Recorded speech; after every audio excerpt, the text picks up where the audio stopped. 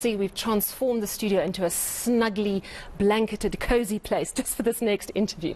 The 67 Blankets for Mandela Day drive has become a yearly pop of colour for South Africa since the campaign began about 7 years ago.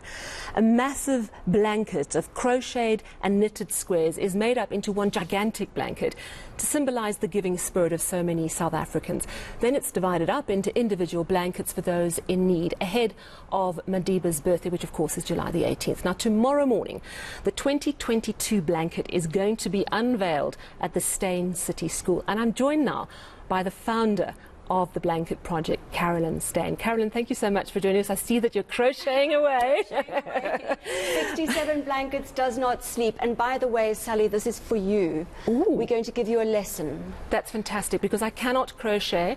I have a little bit of knitting experience. My mother was a great knitter, and every now and then the force is upon me and I go to Arthur Bales in Linden and buy brightly coloured wool and end up with strangely misshapen bits of knitting flung around my house. So maybe I need some lessons. But talk to us about the event tomorrow. This is the 2022 blanket for Mandela. I think we've got some pictures, in fact, that we're going to take. Great. Just to show. Is it a record breaker this year? Because you No, it's not a record breaker. We've got 4 Guinness World Records. This is, you know, we decided we needed to do something to pay tribute to our frontline workers who have worked tirelessly over the past 2 years during this terrible time of COVID.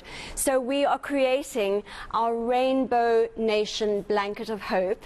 So we're laying the blankets out. Well, we already have the majority of blankets. Oh, there they are. Beautiful. Yes. Absolutely so gorgeous. The whole rugby field at Steyn City School is covered with a sea of bright, beautiful, vivid colour, and it's just very, very exciting. So tomorrow is going to be a very uplifting day, taking us out of this darkness that we've experienced. And we've got wonderful entertainment. We've got PJ Powers performing, our Grammy Award winner Vota Kellerman. We have got the Mzansi Youth Choir with a song that they're singing for the very, very first time that was specially arranged and composed for us for tomorrow. So it's going to be just extraordinarily beautiful. And so colourful, and we need some colour. We've had such grim times, not only with COVID, but with the July unrest last year and then these devastating floods in KwaZulu-Natal. You also have got Gift of the Givers on board, and of course they do such extraordinary work whenever South Africans are faced with adversity. What role do they play here? So we're partnering this year with Gift of the Givers and Doctors Without Borders, 2 incredibly powerful humanitarian organisations. So I'm very, very proud that we're doing that. So directly after the event tomorrow, all these blankets will be piled into Gift of the Givers vans, along with the help of Stutterford Van Lines, who've been with us since day one. I mean, transporting to and fro across our country. And they will be distributed around our country by Gift of the Givers, who go into regions that we can't reach. You know, it's beautiful, but why knitting? Are you a mad knitter? You know what? No. I mean, I've become one, a nitwit for Madiba. I was at the lunch table with my husband and Zelda Lehransi, who presented me with a challenge. This was in 2013, This am I in right? 2013. And I was boasting about my domestic abilities, of which I have none. She said, make 67 blankets for Mandela Day.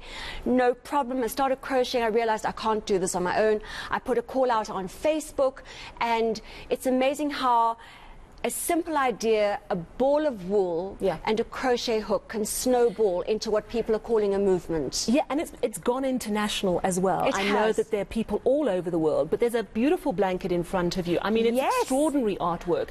Just donated. Tell us about the knitter behind this piece of art. So this is the most, it really is beautiful. I don't know if your viewers can see it. Yes, we'll get a shot of it right now. It was made by a woman called Marina Brooks in Cape Town, and it is a work of art. There's the eye, and then at the bottom there's the mouth.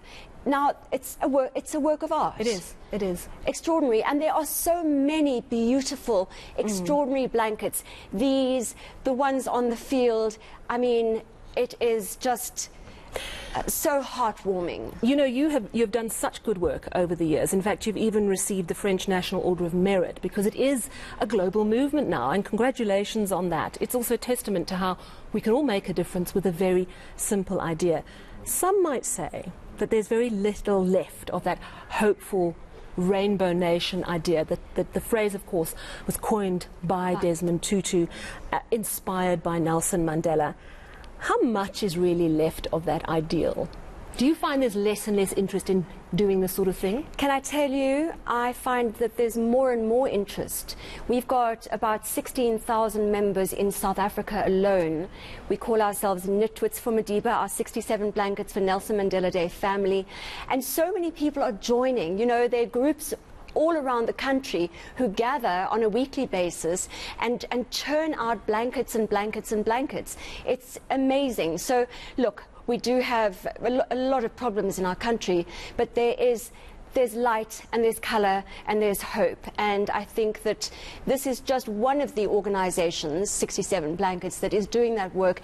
And look at Gift of the Givers and look at Doctors Without Borders. You know, there are those organisations, people with like-minded people. It's an important reminder that there are a lot of good people in this country. I think you also have a secret scarves initiative. I'm thinking it's too late for the Mandela Day because that's all stitched up, quite literally. Yeah. But there's also, do you still do the secret scarves? Every year. That's in August. So people can get knitting for that. That's in July. That's in Mandela month. Okay. So if you're walking down the street and there's a park there, you'll see wonderful bright-coloured scarves hanging in trees around lampposts.